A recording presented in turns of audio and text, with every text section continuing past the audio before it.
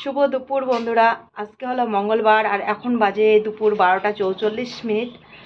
তো আজকের ব্লগটা আমি এখন থেকে শুরু করছি, তো তোমরা দেখতে থাকো, আশা করি ভালো লাগবে। আর ভালো লাগলে লাইক কমেন্ট বেশি বেশি শেয়ার করে আমাদের পাশে থেকো। চলো দেখতে থাকো আজকের ব্লগটা। আর হ্যাঁ, আজকে সকালবেলা থেকেই কেন শেয়ার করতে পারিনি তোমাদের সাথে কিছু, আসলে কি বলতো, সকালবেলা থেকে একটু ব্যস্ত ছিলাম। দুদিন ধরে বাড়িতে নেই, একদম মানে মেশিন ঘরের অবস্থা খুব খারাপ হয়ে গেছিলো, একদম শ্যাওলা ধরে গেছে, বাড়ির দিকটা দেখতে খুব খারাপ লাগছিল। আর আজকে একটু পুজো দেওয়ার কথা সন্ধ্যাবেলায়, যে গরুর যে বাছুর হয়েছে, তো সেজন্য গাংধরা পূজা বলি আমরা, তো দেওয়ার কথা, তো সেজন্য একটু ল্যাপা মোচা মাজা ঘষা করলাম। ডেস্কি কড়াই ওগুলো মাজাই ছিল, তো কড়াইটা ইয়ে হয়ে গেছিলো, কড়াইটা মাজলাম। তারপরে মেশিন ঘরটা, রান্নাঘরের এই যে ধারগুলো সাইডগুলো মুছে নিলাম। তো এরপর আবার সকালবেলায় রান্না করেছিলাম ভাত, কাঁকরোল সিদ্ধ আলু সিদ্ধ দিয়ে ভাত রান্না করেছি, আর করেছিলাম কলা ভাজা। তো সকালবেলা সবার কিন্তু খাওয়া দাওয়া হয়ে গেছে, আমার খাওয়া দাওয়া হয়নি এখনও।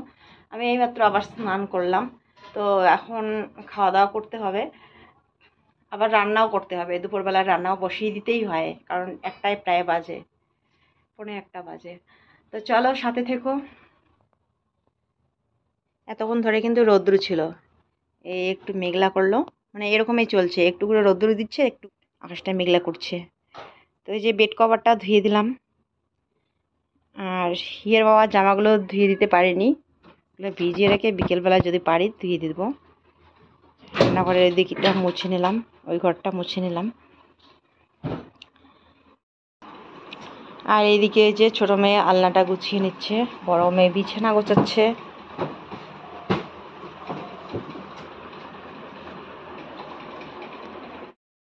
তো এখানে এই যে কাঁকরোল সিদ্ধ আর কাঁচকলা ভাজা, কাঁচকলা ভাজাগুলোকে মনে হচ্ছে যে আলু ভাজা, কিন্তু আলু ভাজা না। আর এখানে এই যে ভাত সকালবেলায় রান্না করেছিলাম। তো বড় মেয়ে আজকে রান্না করছে। আর হিয়ার বাবা আসলো কাছ থেকে, তো ওকে বললাম কলার ঢঙ্গল কেটে নিয়ে আসতে বলছি। নদীর পাড় যাওয়া হয়নি, মা যেতে সময় পায়নি, মাই নিয়ে আসে। তো ওকে বললাম এদিকে একটা আছে থোপ, তো ওইখান থেকে নিয়ে আসতে বললাম। এই যে এইখানে একটা ছোট্ট থোপ আছে, কলার থোপ।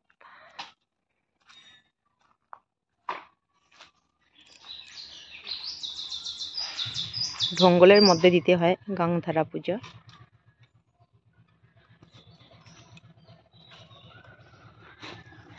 আমাদের এদিকে না কলা গাছের সংখ্যা খুব কম, কলার গাছ পাওয়া যায় না।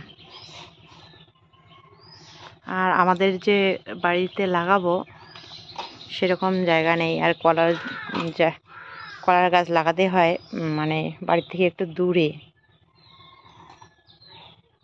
জঙ্গল হয়ে যায় তো পুরো।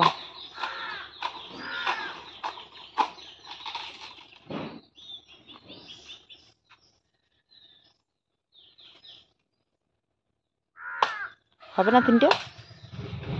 হবে, পাতা নাও।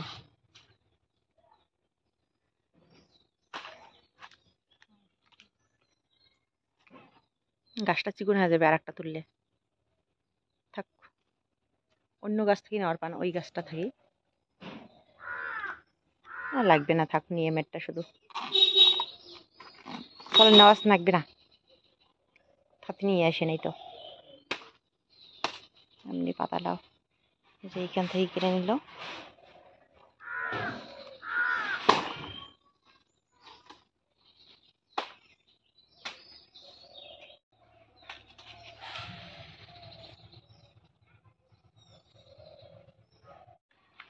চলো,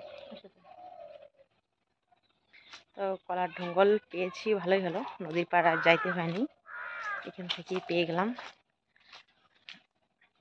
আর আমি তখন একটু মলে কাজ করছিলাম, তো সেজন্য রান্না করতে পারলাম না। তো শর্টকাট রান্না করবে, ডাঁটা আর আলুর ঝোল।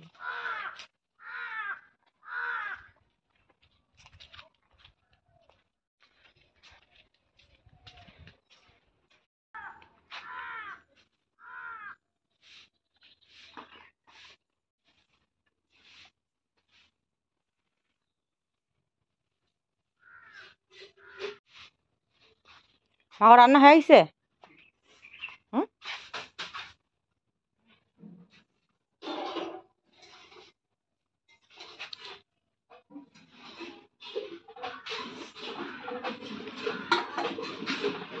ডাটার ঝোল রান্না করতেছে।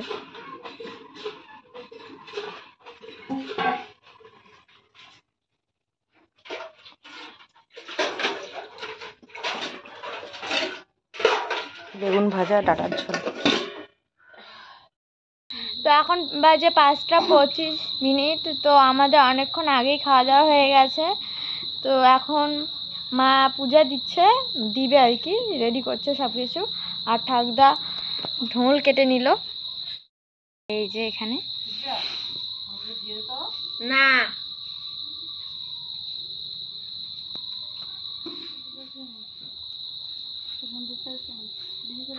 শুভ সন্ধ্যা বন্ধুরা। তো সন্ধ্যা প্রদীপের এদিকে আয়োজন করছি, আর এই সন্ধ্যাবেলায় পুজোটা আর কি দেওয়া হয়। এদিকে পুজো বসাবো, পুজো বসি, এদিকে সন্ধ্যা প্রদীপ দেওয়া হবে, পুজো দেওয়া হয়ে যাবে।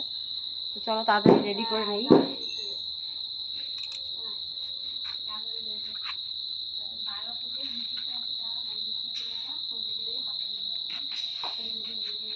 তো এখানে আমি ফুল নিয়ে আসছি।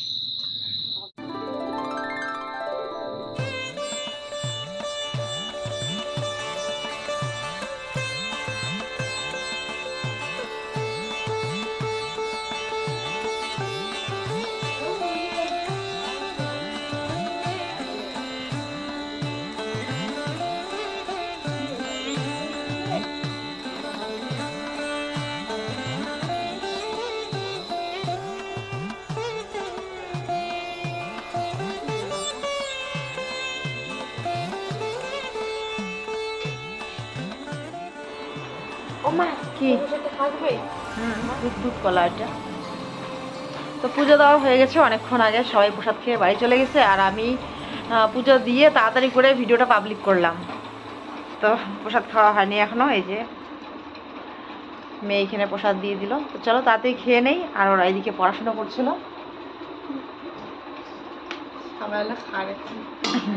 তুই খাস নেই তোমার না, বুঝতে কি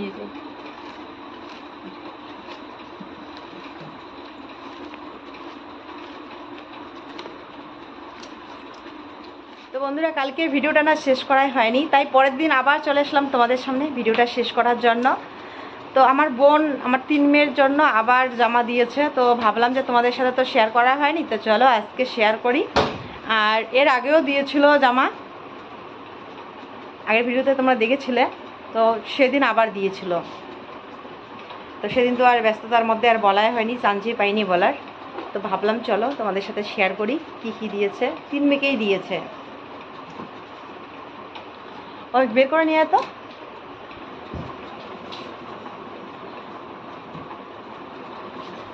আর মেজো মেয়ের জামাটা সেদিন পরেছিল, কিন্তু বলা হয়নি যে ওর মাসি ওকে দিয়েছিল সেটা।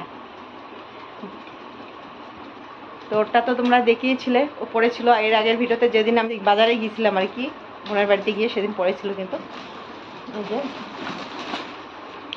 এই ড্রেসটা দিয়েছিল, এটা একটা প্যান্ট। মাকে দেখাও না, তুই দেখাও ওইখান থেকে, দেখো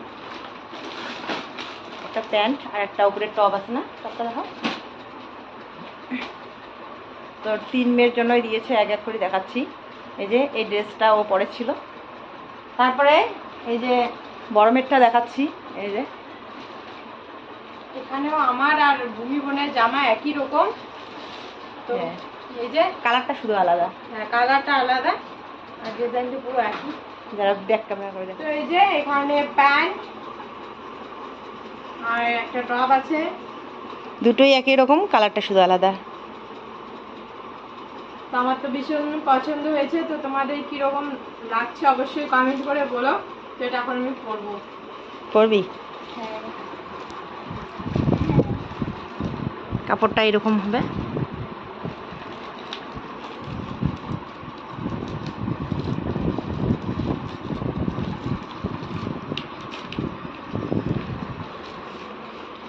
মেজোকে তো খুব সুন্দর লাগছিল দেখতে সেদিন, এখন বড়কে কীরকম লাগে ও পরলে দেখতে পারবো।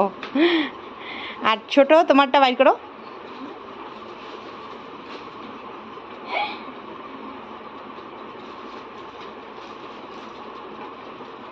আমার প্যান্ট। ওরা সবসময় তো এই যে প্যান্ট টপ এগুলাই পছন্দ করে, এগুলাই পরে আর কি। হুম, একদম কারেক্ট হয়েছে, শুধু এই দিকটা মানে হালকা। ছোট মেয়ের ড্রেসটা একদম ইউনিক। আমার ভীষণ পছন্দ হয়েছে। তোমাদের কিরকম লাগলো অবশ্যই কমেন্টে জানিও। পুজোতে পরবে, পুজোতে যখন পরবে তখন তোমাদের সাথে শেয়ার করবে কীরকম লাগছে। এখন ছোট আছে, এগুলা পড়তে পারবে, বড় হলে তখন তো নাও পড়তে পারে। এর সাথে আছে একটা ব্যাগ। ওর সাথে একটা ব্যাগ আছে। পরে দেখাবি নাকি?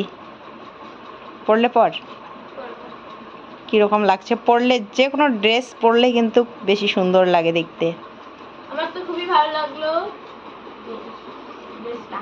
তোমাদের কিরকম লাগলো অবশ্যই কমেন্ট করে জানিও।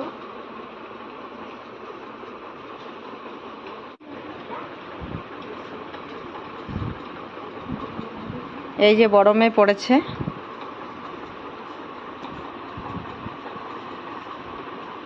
এই মুখটা তোল না। কিরকম লাগছে? ভালোই লাগছে। ওইদিকে ঘুরতো, ওই সেটে, ওই সেটে।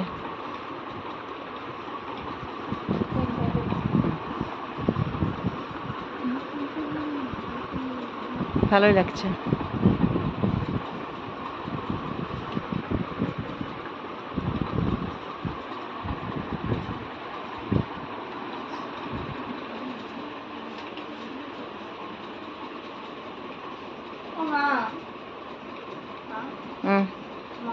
তো কীরকম লাগছে তোমরা অবশ্যই জানিও।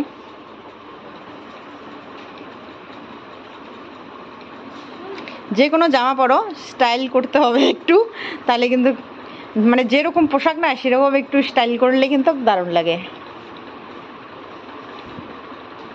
হিয়ার জামাটা যে আছে, হিয়ার জামাটা পরলে দেখিস চুলগুলো সেরকম করে বাঁধতে লাগবে একটু। আর আমি মার জন্য একটা শাড়ি নিয়েছিলাম, এখনো তো দেওয়াই হয়নি। ভাবছিলাম মা আসবে আমাদের বাড়ি তখন দিয়ে পাঠাবো মিতেন সোনার জামাটা আর মার শাড়িটা। আর কাউকে কিছু এরকম এবছর আর কি আমি আর কাউকে কিছু হয়তো দিতে পারবো না, কারণ আমার অবস্থা এখন খুবই খারাপ। ইচ্ছে করে একে দেবো ওকে দেবো, কিন্তু সম্ভব হয়ে উঠছে না এবছর। আসলে কি বলো তো, এবছর না আমি এবছর মানে কি 2 মাস ধরে ইউটিউবে টাকা পাচ্ছি না। তো হয়তো সামনের মাসে পেয়ে যাব, সামনের মাসে পেলে তোমাদের অবশ্যই জানাবো। মানে এই মাসটা তো শেষ হয়ে গেছে, আজকে 1 তারিখ, না পরের দিন ভিডিও করছি তো 2 তারিখ। তো হয়তো পরের মাসে পাবো। এ মাসে সব কিছুই আমার ডিউ। টিউশনের 2 মাস হয়ে গেল। এই যে কিছুদিন আগে টাকা দিলাম, আবার 2 মাস নাকি হয়ে গেল। মেয়ে কালকে বলতেছে যে মা টিউশনের মাস্টার টাকা চেয়েছে। তো মেয়েকে বললাম যে বলে দিস যে পরের মাসে দিব, 2 মাসের টাকায় একবারে দেবো। এখন মেয়ে বলছে যে 2 মাস তো হয়েই গেছে, এটা অক্টোবর মাস চলছে না, অক্টোবর মাস চলছে, তার মানে 3 মাসে পড়ে গেল, আজকে 2 তারিখ তো 3 মাসে পড়ে গেল। তো বললাম যে ঠিক আছে, অক্টোবরেরটা না হয় পরে দেবো, কিন্তু ওই 2 মাসের টাকা যখন যদি আমি ইউটিউবের পেমেন্ট পাই পরের মাস, মানে এই কি আগস্ট চলছে, অক্টোবর মাসের যখন আমি টাকা পাবো তখন ওই একবারই দিয়ে দেবো। তো সমস্যা মানে পুজোর আগে যদি টাকাটা পেতাম তাহলে ভালো হতো, একটু পুজোর বাজারটা একটু ভালো হতো, সবাইকে হয়তো কম বেশি কিছু দিতে পারতাম, কিন্তু পুজোর আগে টাকাটা আমি পেলাম না। তো সেজন্য সব কিছুই ডিউ, টিউশনের টাকা ডিউ, সেরকম আর কাউকে কিছু দিতেও পাচ্ছি না। তবু ভাবছিলাম যে কারো কাছ থেকে 5,000 টাকা সুদে নিয়ে আসবো, ভাবতেছি আর কি, কারণ পূজার কয়েকদিন তো চলতে লাগবে, কেনাকাটা না করলেও খাওয়া দাওয়ার ব্যাপার আছে, একটু ঘোরাফেরার ব্যাপার আছে, সংসারের আর কি অনেক কিছু খরচা লাগে আর কি। আবার একবার মনে হয় যে না, সুদের টাকা দেবো না, কীভাবে সংসারটা চলবে।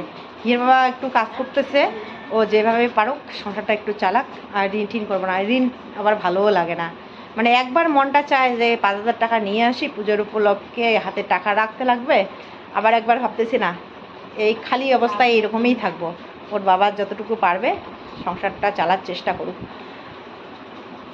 ঋণের বোঝা ভালো লাগে না। তো চলো বন্ধুরা, আজকের ব্লগটা আর বড় না করে আমি এখানেই শেষ করছি, ফিরে আসছি কালকে আবার নতুন ব্লগ নিয়ে। ততক্ষণে সবাই ভালো থেকো, সুস্থ থেকো, সাবধানে থেকো, আর সবাই একটু ভালো থাকার চেষ্টা করো, খারাপ লাগলেও ভালো থাকার চেষ্টা করো, কারণ ভালো থাকতে হবে, আর নিজের জন্য না হলেও আপনজনদের, বাচ্চা কাচ্চা, বড়দের, মা বাবা, সবার জন্য আর কি নিজেকে ভালো রাখতে হবে, সুস্থ রাখতে হবে। তো চলো টাটা, এই যে সবাই টাটা দিয়ে দাও।